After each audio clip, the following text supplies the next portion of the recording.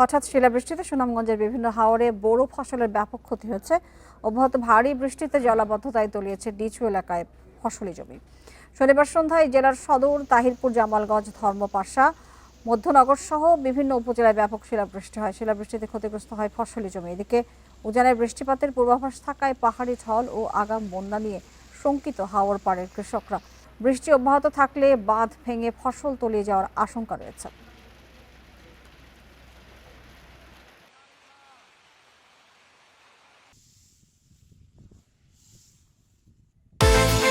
বিকাশ পেমেন্টে 10,000 টাকার বেশি অফার। শপিং চলছে তো। আমরা প্রাথমিক প্রতিবেদন সংগ্রহ করছি এবং সেই অনুযায়ী আমরা কি পরিমাণ ক্ষতি হচ্ছে সেটার তালিকা প্রস্তুত করছি। প্রাথমিকভাবে আমরা ধারণা করছি খুব একটা উল্লেখযোগ্য করার মতো ক্ষতি হয় না, যেহেতু ধান এখনো ফ্লাওয়ারিং স্টেজে খুব অল্প পরিমাণে আছে।